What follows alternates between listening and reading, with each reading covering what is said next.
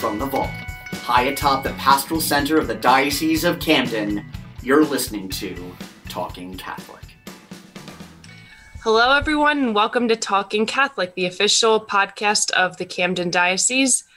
This is Talking Catholic co-host Mary McCusker, and for once, I can properly introduce all of our guests here because they happen to be my bosses. Both of my bosses are here joining this podcast, so no pressure on me or anything, but I'm joined by Mike Walsh, Director of Communications for the Camden Diocese, and the other Talking Catholic co-host, and Mr. Kevin Hickey, the Executive Director of Catholic Charities, Diocese of Camden. And I have the pleasure of working with both of these gentlemen. So, welcome. Thank you, Mary.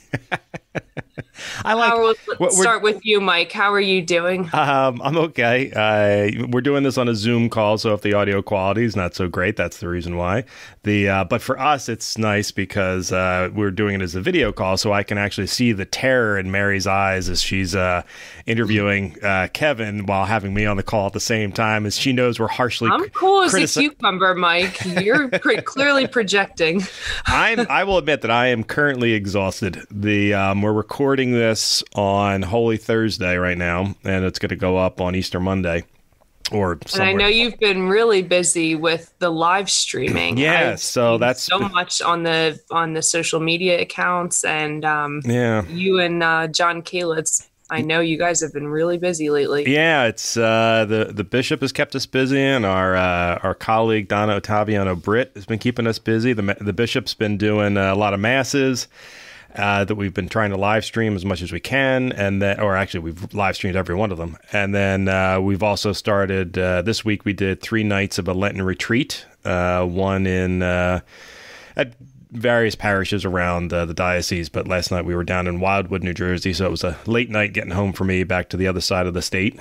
But it was a lot of fun. And when do you actually sleep, Mike? That's my real question. And you don't drink coffee either, no. So I really don't know what your secret is here. My secret is I come home, I do all the work that I wasn't able to do while we were live streaming. Around 10 o'clock, I watch an episode or two of the Great British Bake Off on Netflix, which is my it's not a guilty pleasure. I innocently appreciate it. It's outstanding. If you've ever wanted to see what a cooking show could be like and make it actually joyful and wonderful and tasty, even though you can't taste it, watch the Great British Bake Off on the BBC and on Netflix. If you want a guilty pleasure show right now, Tiger King, if you haven't already seen it. I can't bring myself to watch that. I'm not quite there yet. Maybe a few more months of social distancing in my home, and I may bring myself to watching that. There you go. But yeah, I don't know. I'm kind of running on fumes right now, so I'm gonna the Holy Week is always the toughest week for our department because we're always all over creation. The bishop, as a general rule, the bishop never does masses at the cathedral during Holy Week. He actually goes out to all the parishes and says masses out there, and it's his way of getting out and about and seeing everybody, and it's wonderful. So I'm usually driving all around.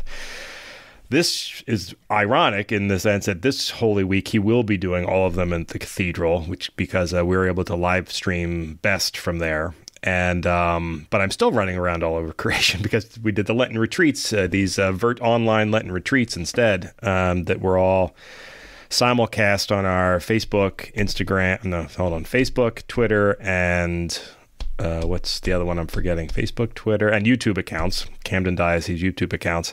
Wow, you really are running on fumes. I am. My brain is like, voice. Yeah. But for our listeners, if you're wondering how people are able to watch masses and live stream all these different events, it's Mike Walsh behind all of it. So I have to give credit where credit is due because certainly give me credit. I do not have that energy. Well, don't worry, I don't have it either, apparently. But I actually thank you for the credit. That's very kind of you to say. But honestly, our parishes deserve a lot of credit too, because we've been doing the diocesan stuff. And we've given some pointers to the parishes. But they've in the span of 3 weeks, our parishes have gone from what's live stream to live stream veterans. It's incredible how great the parishes are doing at this stuff, and they ramped up real quick. And at this point, I'd say more than half of our parishes now have live stream capabilities. We went from, I think at one point there were 2 that were live streaming prior to this. So we've added 28 in the span of 3 weeks, and the diocese, because we very rarely did it. And the quality of them is really, really good. They've learned the importance of both good video and good audio. The audio is actually the trickiest part whenever you do something like this, even on the podcast. That's like when we do these Zoom calls, they're great, but I know the audio quality is lesser because of it, and it drives me up a wall. But because I know people are going to listen to it. But anyway, enough about us. So anyway, but this is the first time you and I have gotten a chance to actually see each other in a while. The longest we've gotten a chance to see each other, because ordinarily I'd see you once or twice a week in the office, and you and I haven't been in each other's presence for a month now, probably somewhere in that. What vicinity. A shame! I know. I'm sure you're very sad about that. But I haven't seen our guest in even longer than that, though. Well, I actually had the pleasure of seeing him yesterday. Oh, that's nice. And it was actually under some sad circumstances, but welcome, Mr. Hickey. Thank you, Mary. How are you doing? You're looking very rosy in your home today. Well, I actually, I'll just show you for the listeners. I'm showing them the T-shirt I had on, and then I had just seen a thing in the New York Times about how to dress for Zoom calls, Skype calls, right? So I thought, I need to go put on a shirt with a collar, so I look presentable. So that's what I did, because I didn't realize that this would not be broadcast in its video form. Well, you know what? But for you deserve me looking as best as I can. I too forgot and put on a full face of makeup for nothing. So if that makes you feel any better. Our listeners, we look really great right now, just so you know. 2 of the 3 of us do. I'm currently wearing a baseball T-shirt and basketball shorts. So I went with the full audio, but I knew it was going to be audio, and I wasn't going to try very hard. Plus, I have to be dressed up tonight for Holy Thursday Mass, and oh my goodness. The longer I can keep the dress shoes off, the happier my feet will be. Right. So anyway, we've the last couple of episodes, we've been talking about, sort of how everyone's dealing with, the social distancing and the coronavirus and COVID and everything like that in their own sort of way. And we've been sort of focused on the parish level. And what we wanted to do today in this conversation was focus more on the Catholic Charities and social justice and the needs that are out there in the communities. Now, what makes this situation we're in right now is that the need used to be in these pockets what we felt were these pockets. And now we're seeing that this expansion of need. Just today that the news reports came out that unemployment in the United States has now reached 10%, which is an unheard of amount. We haven't seen that since, I think, the 80s or the 70s, something like that. So it's been a long time.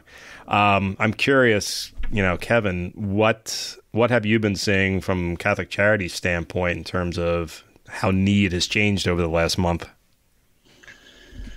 Well, as each day goes by, Mike, more and more phone calls. We obviously have put in place mechanisms so we can continue providing help and hope to people. So that is steadily increasing. 2 weeks from now, it'll be even a higher rate and number of phone calls. I think one thing that's helping us right now is, thanks be to God, that a moratorium has been placed on evictions. Yeah. And so that's very helpful. Otherwise, the volume of calls would be even greater than it is right now.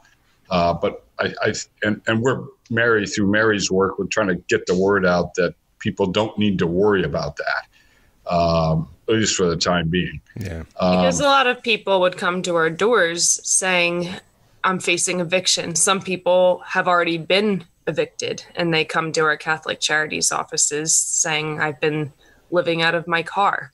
Right. sometimes there's kids with them. So, and this was all before the virus too. So yeah, it is good that there's a hold on that rent. From my understanding, that rent though will eventually be due, if I'm not mistaken. That's not until down the line. And who knows if any laws will change about that. But I know that it's still stressful for people, keeping that in the back of their minds. What's going to happen weeks from now, months from now? Yeah. I hope I don't have to say years from now. But Ms. Strege, do you see this as something that's going to be, a long-term effort in crisis response? Yes, I likened it several weeks ago that it being the COVID virus pandemic to a disaster. So, we know disasters have two phases. One is recovery. That's usually sort of the first 30 days. And then the second phase is, the first 30 days is response, just responding to the needs brought about by destruction. Second phase is recovery. We're obviously still in response. And so to go back to Mike's question, where we're particularly focusing right now is on food, Mike, and figuring out mechanisms to get food into people's hands while maintaining the appropriate physical separation and protecting staff, obviously, as well as clients.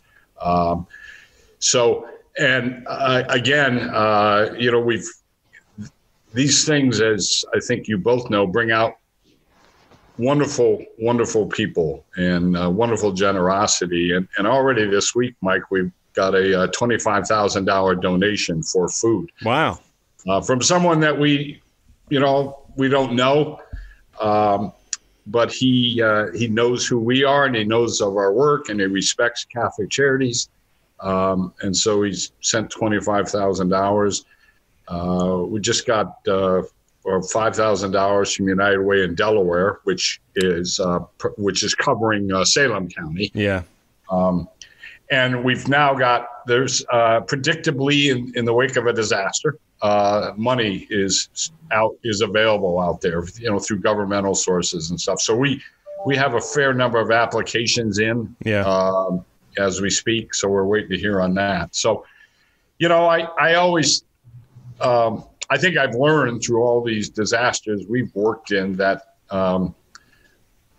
the good Lord does provide and the Holy Spirit prompts people and money starts rolling in. So the lesson I learned after Hurricane Sandy was to be bold and be daring, and the rest will take care of itself. And maybe we should talk about that a little bit, is your experience in disaster relief. This is an unusual disaster in the sense that it's not natural disaster, it's not immediate. This is the kind of thing that slowly grew over weeks and months.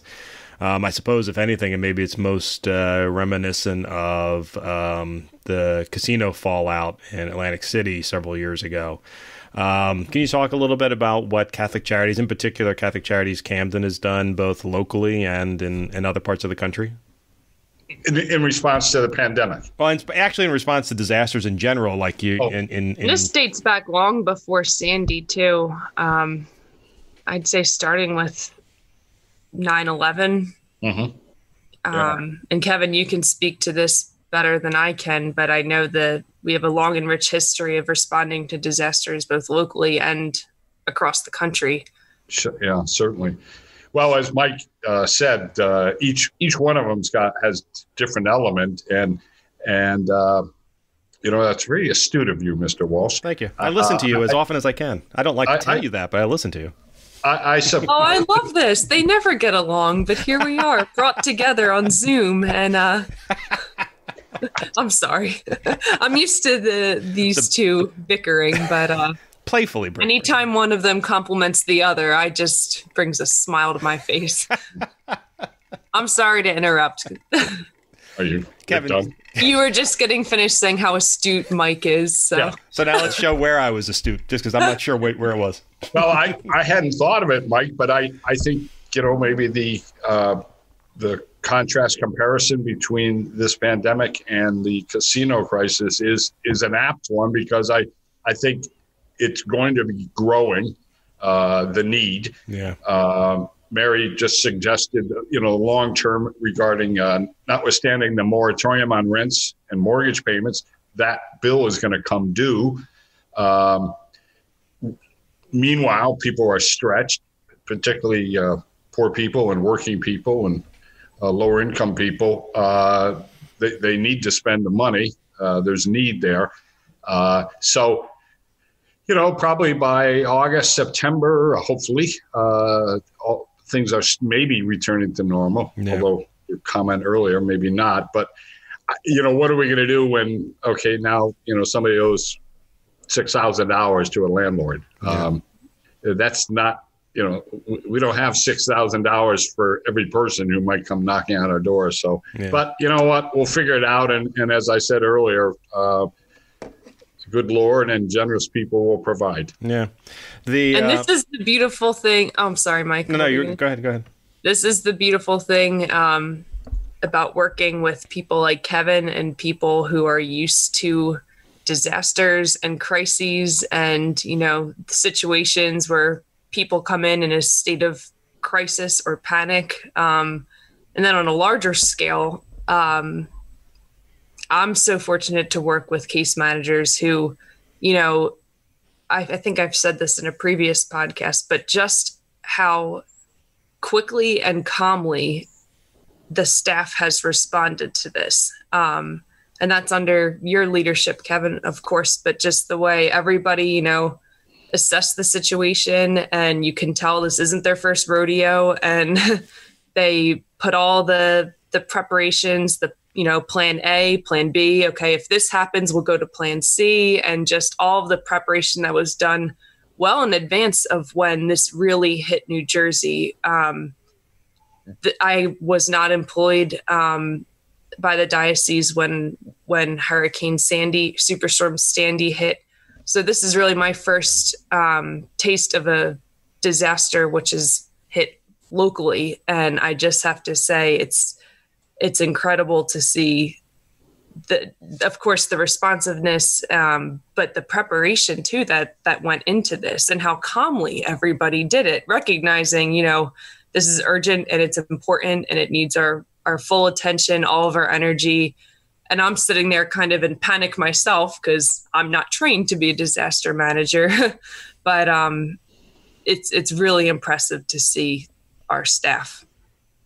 Yeah, they well, kind of going back to my, the question I asked a little while earlier, was that the fact that this Catholic Charities is renowned for that. I mean, you've not only assisted in disasters in our area, Superstorm Sandy and the casino fallout from like 2012, I guess. You guys also go elsewhere. So you went to Puerto Rico and you went to Houston, and you've been to other hurricane areas where disaster relief was necessary, and your staff is actually, they're experts in the field when it comes to disaster relief, correct? Yeah, absolutely. I Mike, as you were saying that, I was thinking about what Mary was talking about, this calmness she detects and senses in her colleagues. And I think it's coming from that people, have been in a lot of unusual circumstances. My favorite image is Jose Sanchez, who he once was deployed to Lafayette, Louisiana, and his description of walking down a deserted street in the middle of this city with packs of dogs all about, every roof with a blue tarp, staying all by himself in a fairly large diocesan retreat center there in Lafayette. I mean, it was just very striking. So, and he, of course, was in Puerto Rico after Maria. So just using Jose as an example, I mean, he has, there's probably not, well, that old cliche, Mike, he's forgotten more than I know. That's kind of him in terms of disaster response. Mary didn't quite give herself enough credit. This might be the first disaster she's gone through, but as I recall, you send your staff, of which Mary was included recently, to disaster trainings hosted by Catholic Charities USA, right? Yes, absolutely. Yeah. Well, I'll laud Mary. Mary's another example of responding in the moment. And if I could tie that together with generosity, just yesterday we found out that a benefactor of the Catholic Charities named Steve Ravitz, retired president of Ravitz Family Markets, died sadly due to the coronavirus. And Steve and his family were very, very generous. They helped one of our Justice for All dinners. And in fact, that was the most successful financially, which of course now that money is just so wonderful to have. Anyways, Mary responded in the moment and, made arrangements to meet me at the memorial site so we could, just record Catholic Charities' sorrow and sympathies on hearing of Steve's death. That's an example. People respond in the moment. They recognize, timing is all important, and time is fleeting. And a lot of this work, there's no do-overs. You just got to get after it right away. So do the best job you can in the moment and try to get it done as well as you can. That is definitely a hallmark of, Catholic Charities. I'm curious, how many offices does Catholic Charities have in the Diocese of Camden? We have 8 offices, okay. 2 in Salem County, 2 in Cumberland County, and then 1 each in Cape May, Atlantic, Gloucester, and Camden. And each of those offices serves basically the same kind of programming in terms of, Yes. Okay. And certainly, so if you think of right now, as we're trying to respond to the pandemic, food obviously is on people's minds, but we also have other assistance available to people. Each one might be slightly different based on, local conditions and or local funding available to us. But more and more, I think my goal is if I walk into our office in Rio Grande, I'll have the same experience as though I walked into our office in Gloucester County. So, yeah.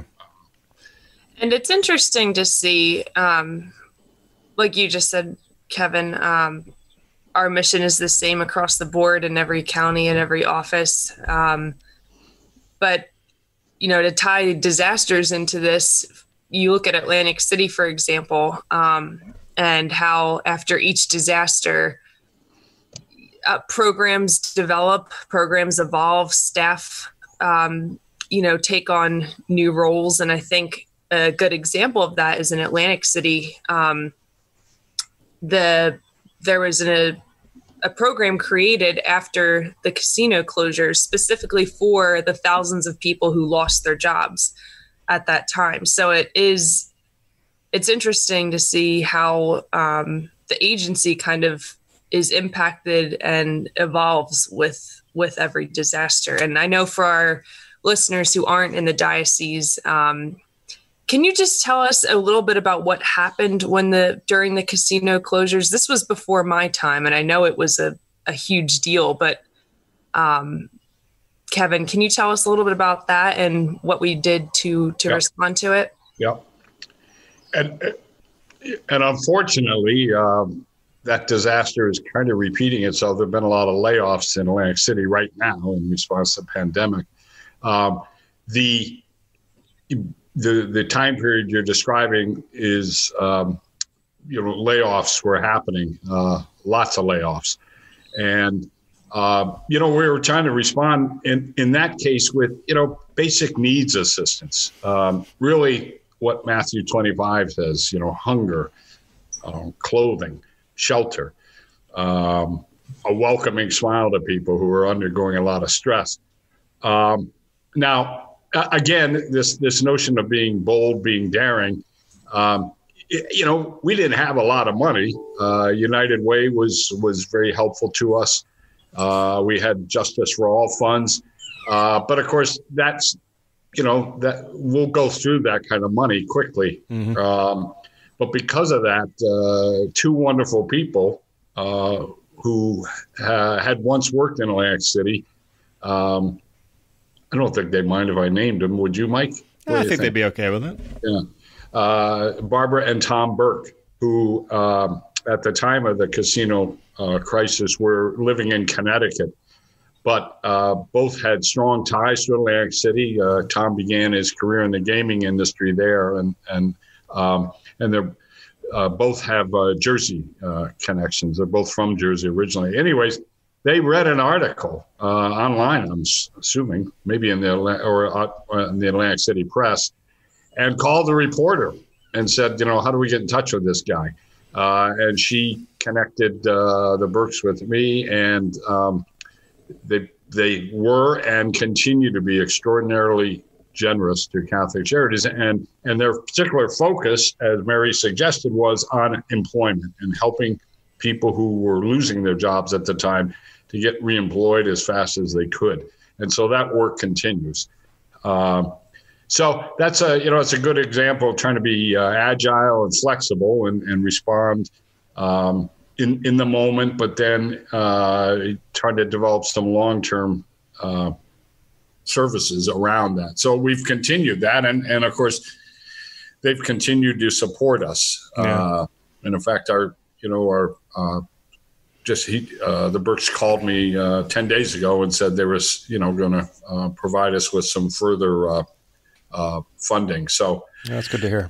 Yeah, amazing. Yeah. Truly some of the most generous, down-to-earth people I think I've ever met. Yeah. So lucky to have to know them. And now, Kevin, we've been talking a lot about South Jersey and the effect. I know you were, I'm assuming you still are, a trustee of Catholic Charities USA. What I haven't heard much recently was and only because there's so much other news out there, I'm positive the information is getting out there. It just hasn't crossed my path yet. How has Catholic Charities USA been responding, and Catholic Charities organizations around the country? Do you have a feel for what they've been going through? Is it similar to you? Is it different? Yeah, it's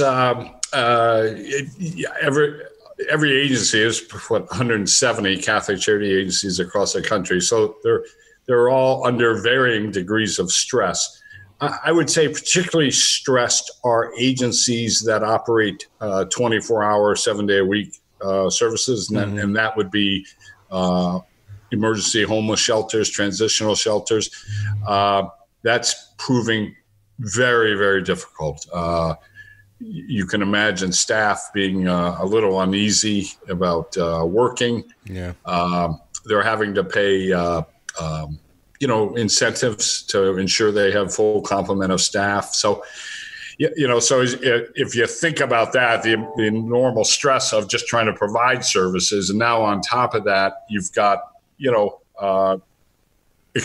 extra concerns about the health of your staff, extra concerns about staffing your facilities. So they're certainly under a lot of stress. Catholic Charities USA is doing a great job of, we just got word from Sister Donna Markham, president of Catholic Charities USA, that Robert Wood Johnson Foundation called Sister up, just said we want to help, and I believe the figure is $5 million is being given to Catholic Charities USA. Wow. They in turn will send that out to us, us being all the network agencies. Now they've already given Catholic Charities and the Diocese of Camden $10,000 in short-term disaster relief to help us deal with the pandemic.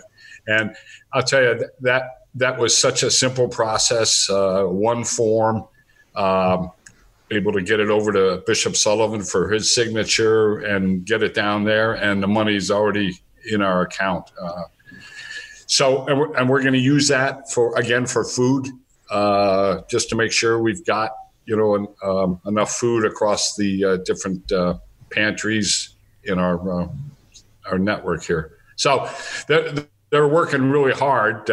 They've been doing a great job over the last 5 years of finding support for all of us, with them as sort of the lead, if I can use that expression, and then they push the money out the door to the network agencies like us.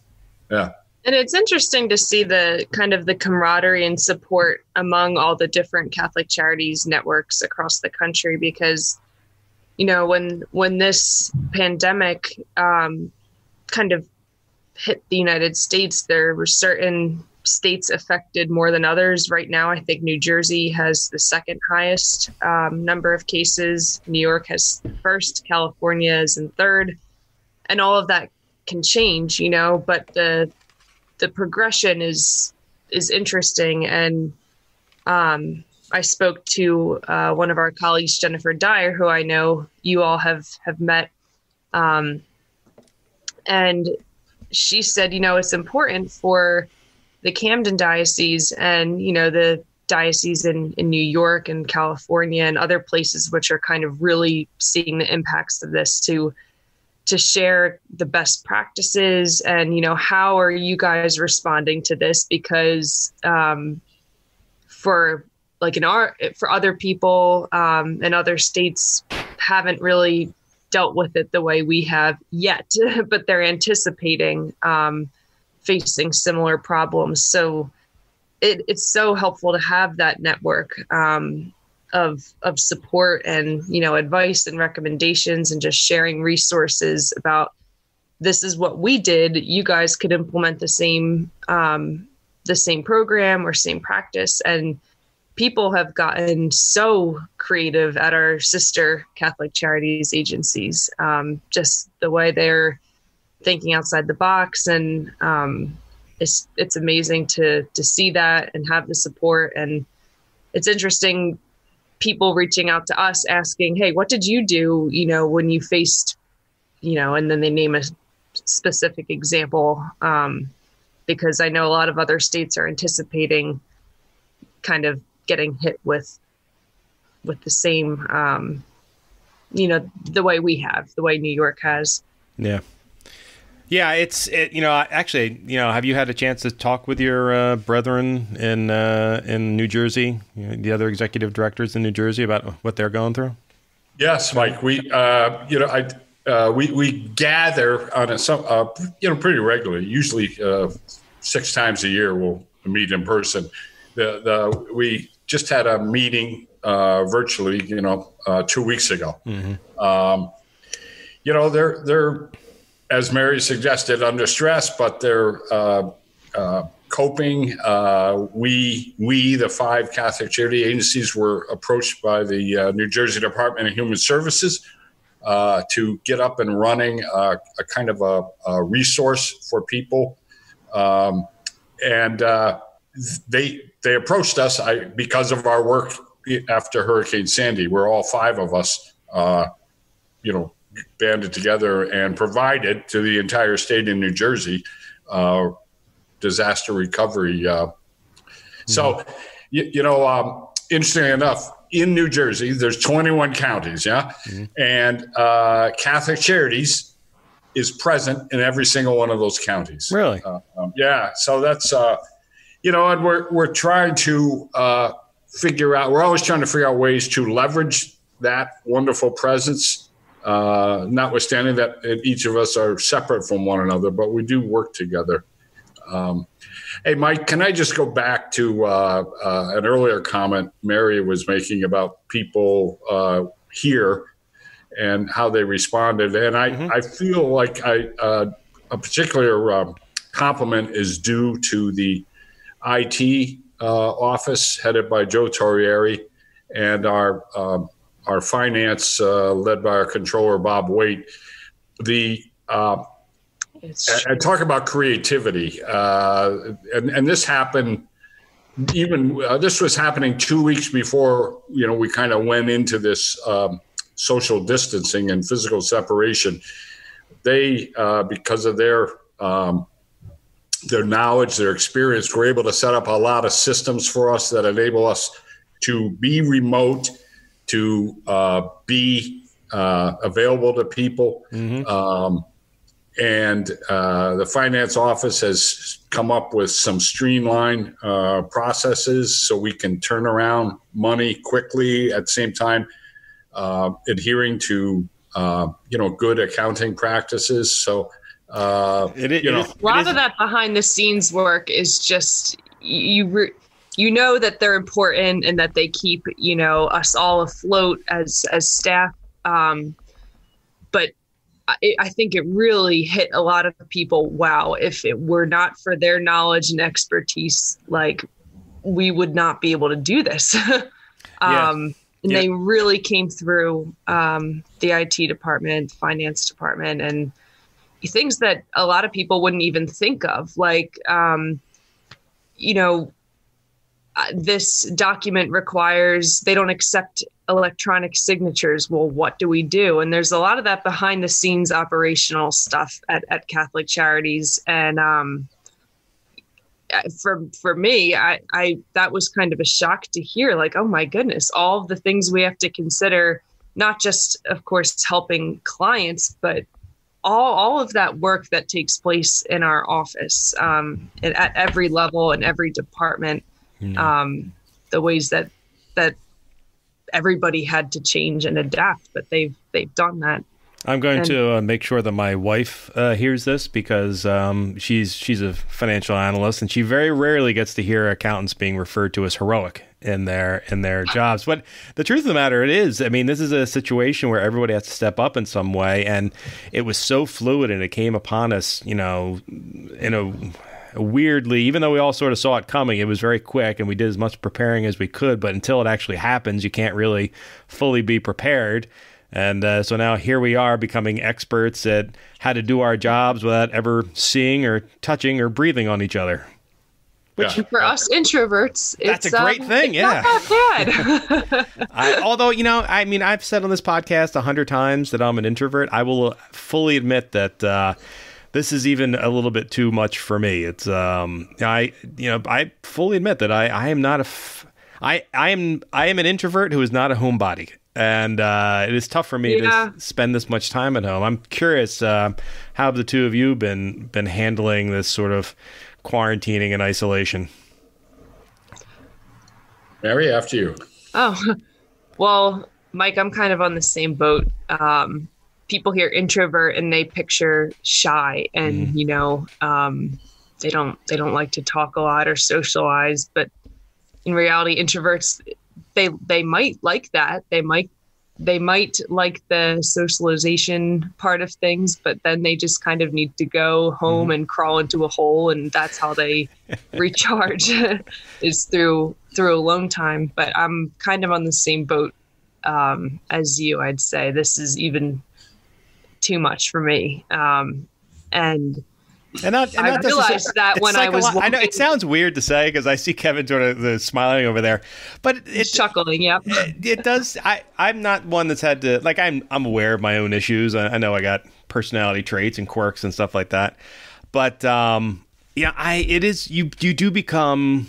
Well, you and I, Mary, are very self-aware, but you do become even more self-aware when you're sort of locked away, and in my case, I'm concerned about my wife and my son and my parents and things like that. And I just keep wondering, I do have a desire for things to go back to normal. And I have a hard time picturing when and how that'll happen. I'm coming to grips with the notion that whatever happens, it'll be a slow process coming out on the other side. It was it was kind of a fast process going in. Everything just sort of shut down within a week of the next thing shutting down. But I have a feeling that as we start planning how we're going to come out of this, it'll take months, not weeks, to do it. And and you can tell, like, I guess, like, the atmosphere in general. When I work aside, the only time I really leave is when I absolutely have to for groceries or the pharmacy. Other than that, it's walking my dog. And I was just thinking yesterday, I was walking around a neighborhood nearby my apartment, and I said, wow, everybody's lawns are perfect. People are cleaning out garages, cleaning out their cars, just getting around to all those things that they've probably been putting off for a long time.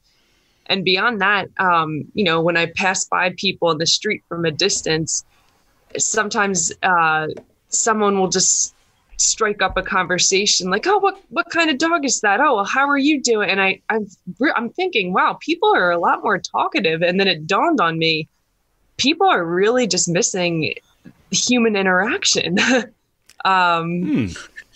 I'll tell you, I've had the exact opposite experience. People run away from you. Well, sort of, yeah. That may be a difference in our looks. I make it a point every day to go out for a walk, no matter the weather, unless it's, teeming rain. I'll go out every day. Yeah. And I tried, and yesterday it was a beautiful day, so I decided to go out. It was 70 some odd degrees. So I take this long walk, and what I noticed was how comfortable everybody is now moving to the other side of the street, the other side of the walking path, and not feeling like I could tell people were like, I don't need to say hi to you. It's because I'm not going to spread germs, so I'm not going to say hi. So sort of like a knowing wink, and we go about 10 feet around each other, and it was outstanding. So, as someone who can't handle small talk, that's been fantastic. So if I was in your situation, Mary, it would drive me nuts. Now, Kevin, what about for you? How's it been for you? Let's see. We were talking earlier, Mike, I'm still trying to find a rhythm for the daily work, although it's hard to find that rhythm in Catholic Charities work anyways. Every day is kind of new and gets disrupted all day long. Yeah. But this one is, how do you structure your day? I think many of us, probably all of us, certainly I know you two guys are workaholics. So people are, working until 7, 8 at night. What's the difference kind of thing, right? Yeah, right. So I'm on a positive side, I've been able to read a lot of books. And so I've been enjoying that immensely. That's good. And I guess am the opposite. I am enjoying the solitude. And that may just be the nature of what my daily life is usually about. Yeah. So I'm sort of enjoying it, frankly. You don't have to kick me out of your office or issue any office bans when people keep popping in and out and bother you all day long before this. Yes. Back when we were all in the office. Now, I will admit that, I get emails from dear colleagues, and that will provoke me to stand up and pace around. You get a little slightly agitated. That's what he's doing all day long, is just pacing and pacing. Is probably because of my bombarding emails. It is true. I have, it's funny because ordinarily, you just have an opportunity. I'm not saying I'm overly aggressive with people, but sometimes you can just use a curt word or a short sentence. Because there is a sentence. What was that about being self-aware, Mr. Walsh? That's, I've been known to talk loudly from time to time, but now I'm finding that I'm using that energy in my emails and realizing I should not put that in an email. Let me rewrite that. So there's a certain catharsis to writing out what I really mean and then deleting it and going back. This is what I should say and letting people know. So it's nice to have a permanent edit button on my rants. But it is interesting trying to convey tone strictly through text, Yeah, I did something. For me, that's easy. I use exclamation points, emojis, Well, I don't know how other people do. I got caught in something yesterday. We were doing one of these Lenten retreats, online Lenten retreats last night, and I saw that a couple of priests in our diocese had decided to do a Q&A at the exact same time, and they have a fairly decent following. So when we do these Lenten retreats, there's two of us. John Kalitz, he handles all the cameras and the sound and stuff like that, and I handle the back end, making sure it gets streamed where it needs to go and monitoring comments and things like that. So it came to as about halfway through this Lenten retreat, I get a notice that these two priests had started their thing So in a moment of semi-rage and as well as just wanting to let them know. And I tuned into that Q&A, did you by really? the way. Yeah. And not my Lenten retreat. So I sent off a curt comment in their section, like, how can you guys be doing this while I'm doing my Lenten retreat? And I meant it to sound joking, but I forgot to use an emoji, and I think they took it rather. I mean, I was serious; they shouldn't have done it, but they took it more seriously than I intended. They had emoji can change everything, and I had thought about putting one in there, and then I didn't. And yes, don't belie the power of the emoji. If an exclamation point, right? Although that can go the wrong way too. They'll think you're angry as opposed to. The smiley face emoji is a way of saying something direct to someone and letting them know that, yeah, don't do this, but it's okay. I'm not that mad at you. In Kevin's case, he'll say something and you just have no idea. Is he joking? Is he taking a jab? Or is he serious? Sometimes Kevin's emails. Something very cryptic, but... master, he has a gift of I think, Kevin, you do that on purpose sometimes. I think you enjoy messing with people a little bit. He's nodding right now, in case anyone's wondering. He likes knowing that people are sweating trying to decipher what he really it's not.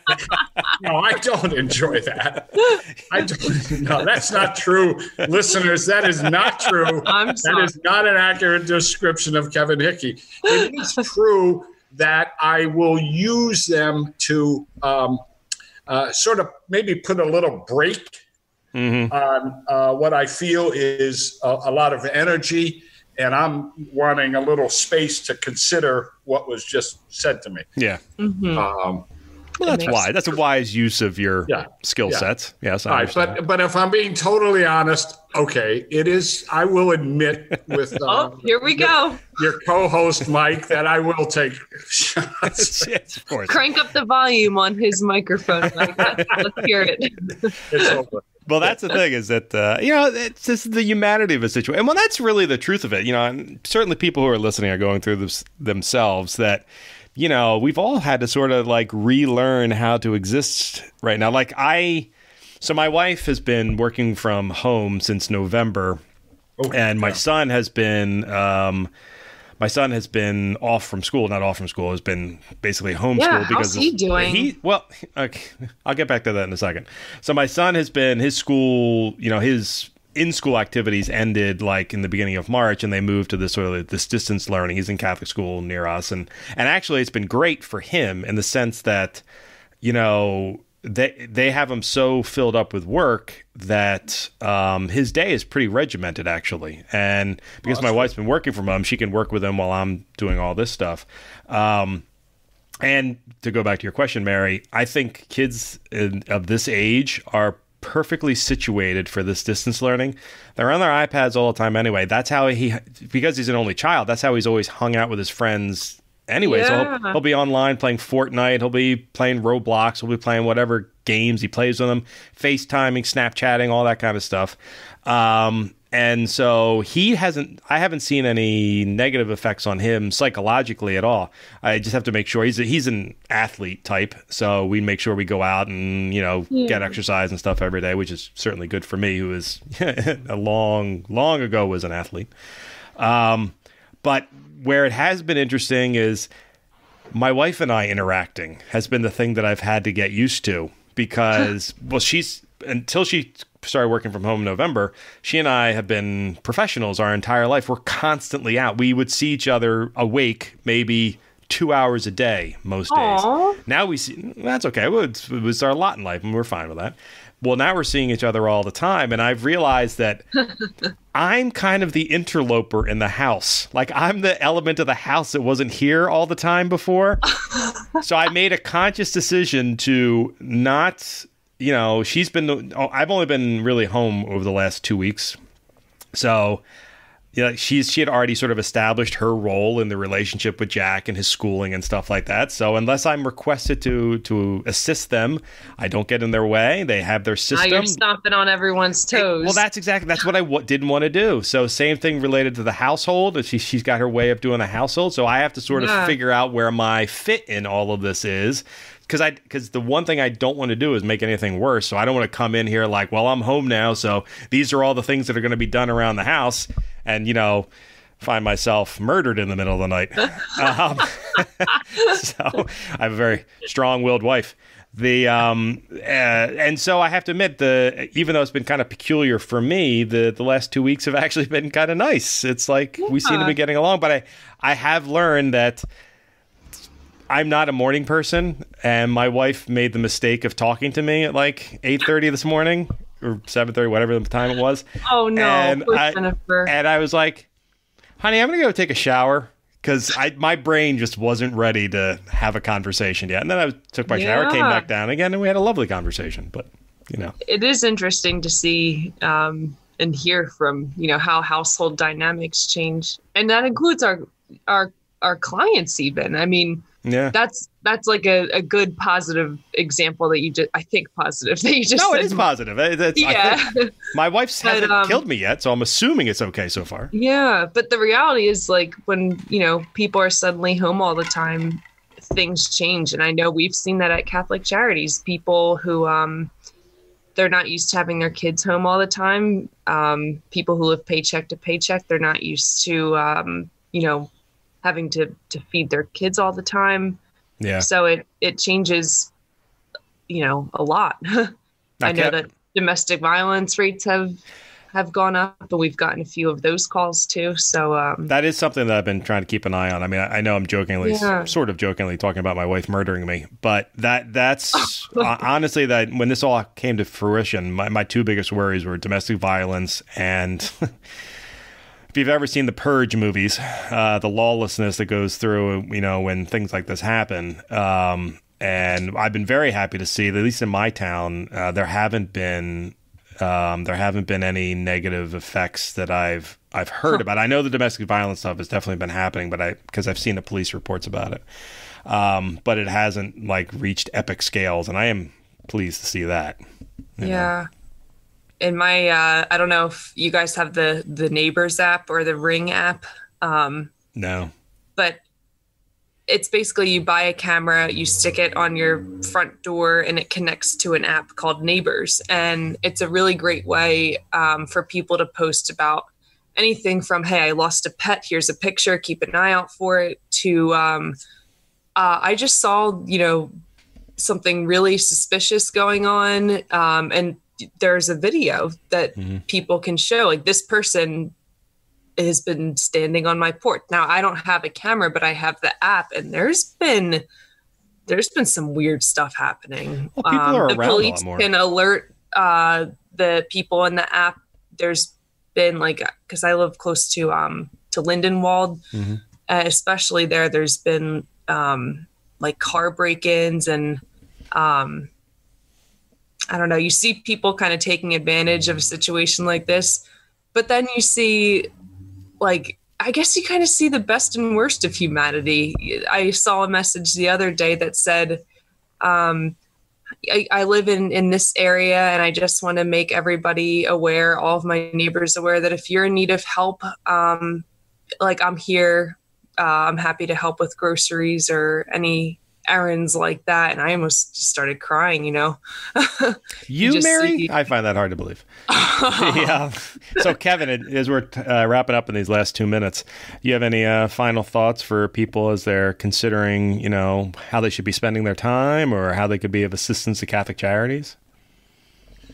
Well, I'd echo Mary. I mean, we see a lot of this wonderful kindness and goodness that's being extended. People in parishes.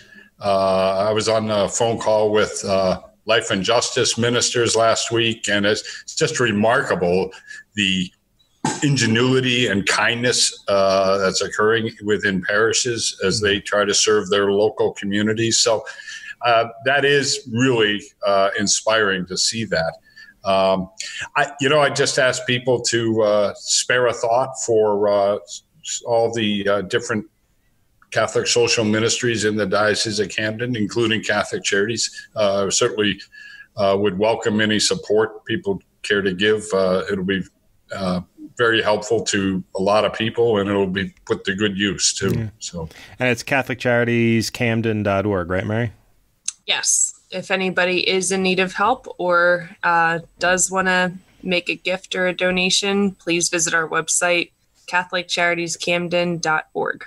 All right. Well, thank you both for Mary. Thank you for co-hosting and setting this up, and Kevin, certainly thank you for joining us. And I hope you guys will enjoy and relish your time away. But I will admit that I look forward to seeing you both in person sometime soon. I hope. So, all right, everybody. Thanks for joining us this week. Thanks to all our listeners, and I hope everyone stays safe and healthy. Thanks for listening to Talking Catholic.